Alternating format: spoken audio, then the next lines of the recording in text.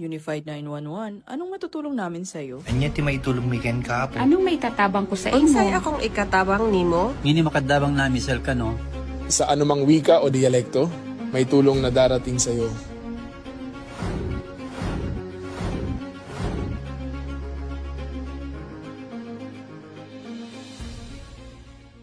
Lilingkod sa bawat Pilipino at magbibigay ng tamang impormasyon para sa tahimik at maayos na Pilipinas. Police News Network, alagad ng batas, tagapagtaguyod ng balitang pulis, sandigan ng mamamayan, patnubay ng katotohanan.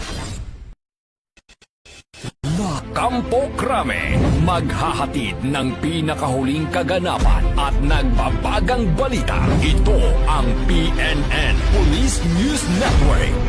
At ngayon, ang inyong mga tagapagbalita. Magandang araw, bagong Pilipinas. Ako ang inyong alagad ng batas, tagataguyod ng Balitang Pulis. Ako po si Patrolwoman Dara Falogne. Maghahatid sa inyo ng tamang balita, kwento ng pulis at serbisyo para sa mamamayan. At ito ang PNP News Online. Ang pangunahing balita ng Police News Network, alagad ng batas, tagataguyod ng Balitang Pulis.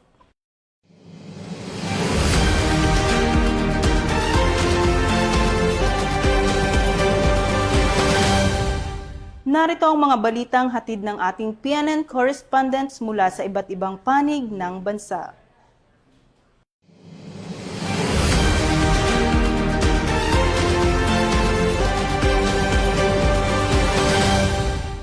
Upang higit na mapalakas ang kahandaan sa oras ng emergency, nagsagawa ng bomb threat simulation exercise ang PIAT Police Station sa PIAT National High School.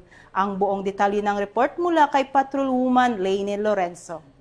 Bilang bahagi ng patuloy na pagpapaigting ng kahandaan sa oras ng sakuna at iba pang emergency situations, matagumpay na isinagawa ng PIAT Police Station ang bomb threat simulation exercise sa PIAT National High School. Pinangunahan ni Police Captain Leif Bernard Guya, Acting Chief of Police ng PIAT Police Station ang nasabing aktibidad, katuwang ang Cagayan Provincial Explosive Ordnance Disposal and K9 Unit, BFP PIAT Fire Station, Municipal Disaster Risk Reduction and Management Office at Municipal Health Unit ng nasabing bayan. Nagsimula ang aktibidad sa isang lecture on bomb threat awareness at tamang procedures bago isinagawa ang simulation exercise. Sa isinagawang senaryo, isang guro ang nakatanggap ng anonymous na tawag hinggil sa umano'y bomb threat na agad namang iniulat sa PIAT Police Station. Bilang tugon, inatasan ang mga guro at mag-aaral na lumikas at magtungo sa itinakdang ligtas na lugar habang agad naman na rumisponde ang first responders ng PIAT Police Station upang i-secure at i-validate ang lugar. Katuwang ang mga personnel ng PECU at iba pang emergency responders, isinagawa ang masusing inspeksyon at clearing operations hanggang sa matiyak na ligtas ang buong lugar. Layunin ng aktibidad na palakasin ang kahandaan at kakayahan ng mga pulis, emergency responders, mga opisyal ng paaralan, guro, mag-aarang pulis. Ang pangangailangan ng pamilyang nawalan ng tahanan at mga ari-arian dahil sa insidente ng sunog. Pinangunahan ng Municipal Community Affairs and Development Section ang inisyatiba kung saan nag-ambag ang mga pulis at nagdala ng mga kasuotan upang maipamahagi sa mga biktima ng sunog. Ang aktibidad ay bahagi ng pagpapatupad ng Safer Cities and Safer Communities Program ng Philippine National Police na naglalayong isulong ang makatao at responsableng paglilingkod habang pinatatag ang ugnayan ng kapulisan at komunidad.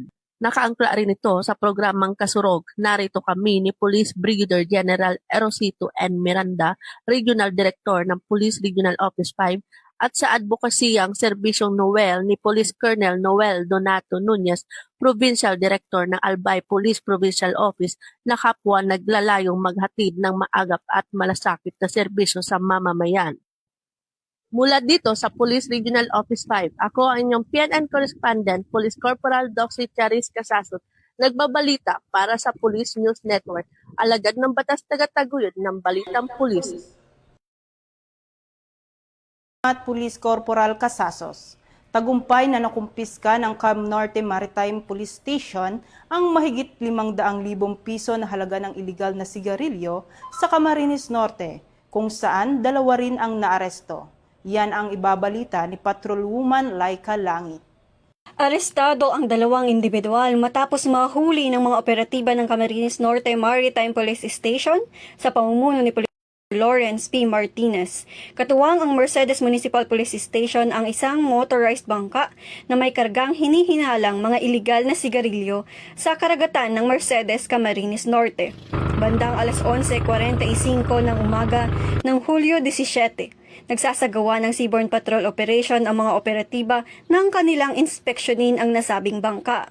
Dito na-discovery ang daang-daang rims ng iba't ibang brand ng sigarilyo na hinihinalang walang kaukulang buwis. Umaabot sa 569,400 piso ang kabuong halaga ng mga nakumpiskang sigarilyo, habang na-recover din ang isang 18 horsepower motorized bangka na tinatayang nagkakahalaga ng 120,000 piso.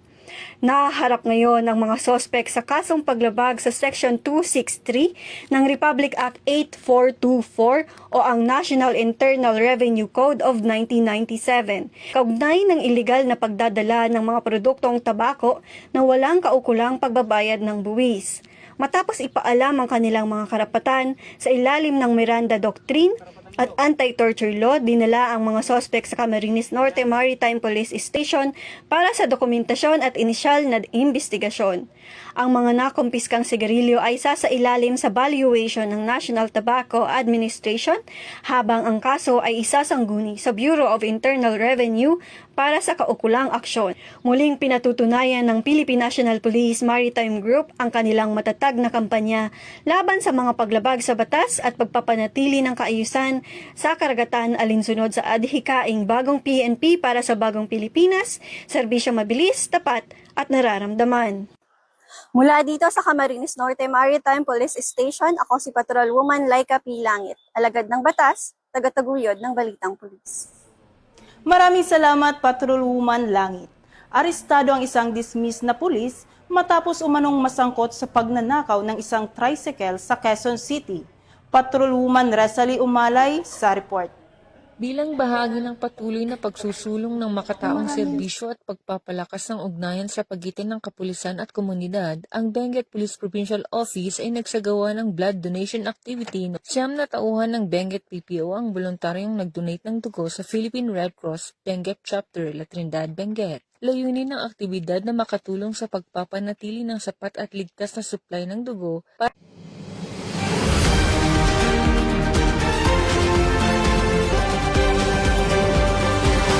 Arestado ang isang 54 anyos na dating membro ng Philippine National Police matapos umano nitong tangayin ang isang tricycle na nakaparada sa tapat ng bahay ng may-ari sa Barangay San Isidro, Quezon City. Batay sa ulat ng Quezon City Police District, kinilala ang suspect sa alias na Ram, isang dismissed na pulis, na naaresto sa isinagawang follow-up operation kaugnay ng kasong carnapping. Sa investigasyon, ipinarada ng biktima ang kanyang Kawasaki motorcycle na may sidecar sa harap ng kanilang bahay noong gabi ng Hulyo 15, gayunman, nang magising kinabukasan ay natuklasan nitong nawawala ang kanyang tricycle. Nakatulong sa investigasyon ang isang testigo na nagsabing nakita niyang minamaneho ng suspect ang naturang tricycle patungo sa Bayani Street sa Barangay San Isidro madaling araw ng Hulyo 16. Noong Hulyo 17, nang matiyak ng biktima na nakabalik na sa bahay ang suspect, agad niya itong iniulat sa mga otoridad. Nagresulta ito sa agarang operasyon ng mga pulis na humantong sa pag-aresto ng suspect bandang 1:00 ng madaling araw. Kasalukuyang nahaharap ang suspect sa kasong paglabag sa Republic Act 10883 o ang New Anti-Carnapping Act of 2016 na isinampa sa Quezon City Prosecutor's Office habang nagpapatuloy ang investigasyon.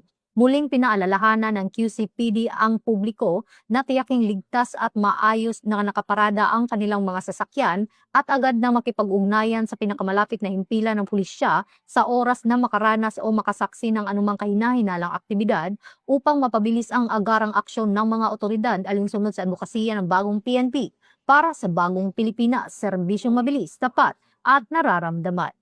Mula dito sa Campo Crame, ako po ang inyong PNN correspondent, Patroluman Resali Umalay, nagbabalita para sa Police News Network. Alagad ng batas, tagataguyod ng balitang pulis. Ito ang bagong PNP para sa bagong Pilipinas, serbisyong mabilis, tapat at nararamdaman. Maraming salamat, Patroluman Umalay. Bilang bahagi ng patuloy na paglilingkod sa komunidad, nakiisa ang Benguet Police Provincial Office sa isang bloodletting activity sa La Trinidad, Benguet. Magbabalita dyan si Police Staff Sergeant Mary Ann Pardo. Bilang bahagi ng patuloy na pagsusulong ng makataong serbisyo at pagpapalakas ng ugnayan sa pagitan ng kapulisan at komunidad, ang Benguet Police Provincial Office ay nagsagawa ng blood donation activity. 9 na tauhan ng Benguet PPO ang voluntaryong nag-donate ng dugo sa Philippine Red Cross Benguet Chapter, La Trinidad, Benguet. Layunin ng aktibidad na makatulong sa pagpapanatili ng sapat at ligtas na supply ng dugo para sa mga pasyenteng nangangailangan at masuportahan ang misyong makapagligtas ng buhay ng Philippine Red Cross. Bukod dito, 3 pang tauhan ng Benguet PPO ang nag-donate rin ng dugo sa Baguio General Hospital and Medical Center upang tumulong sa isang individual na nangangailangan ng agarang blood donation. Sa pamamagitan ng voluntaryong pagdodonate ng dugo, ipinapakita ng kapulisan ng Benguet PPO ang diwa ng malasakit, pagkakawang gawa at paglilingkod sa publiko na higit pa sa kanilang tungkulin sa pagpapatupad ng batas. Isinagawa ang blood donation activity bilang pakikiisa sa pagdiriwang ng ika-31st Police Community Relations Month na may temang Sa Bagong Pilipinas, Ugnayang Pulis at Mamamayan, Tapat, Maaasahan at Nararamdaman ng Bayan. Mula dito sa La Trinidad, Benguet, ako ang inyong PNN correspondent, Police Staff Sergeant Mary Ann M. Pardo, alagad ng batas, tagataguyod ng balitang pulis.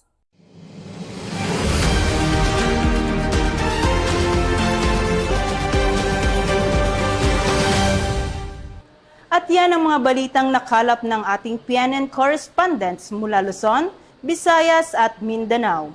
Para sa mas malawak at mabilis na ulat ng mga balita, i-like, follow and share kami sa aming Facebook account ng Police News Network at sa Twitter account para sa mga real-time updates at YouTube channel para sa mga live stream at replays.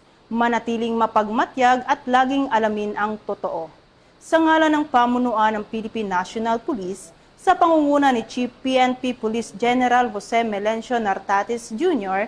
at sa pamumuno ni President Ferdinand Bongbong Marcos Jr., kami ay maglilingkod sa bawat Pilipino at magbibigay ng tama at balanseng balita. Bago tayo magtapos, binabati po natin ng maligayang kaarawan si Police Lieutenant Colonel Don Dexy De Dios, Sir, Assistant Chief Logistic ng PCAG. Mula rito sa tanggapan ng tagapag-ugnay ng Pambansang Pulisya, ako ang inyong alagad ng batas, tagataguyod ng Balitang Pulis, Patrolwoman Dara Falogne. Maghahatid ng tamang balita, kwento ng pulis at serbisyo para sa mamamayan. At ito ang PNP News Online, ang pangunahing balita ng Police News Network. Bagong PNP para sa bagong Pilipinas, serbisyong mabilis, tapat at nararamdaman.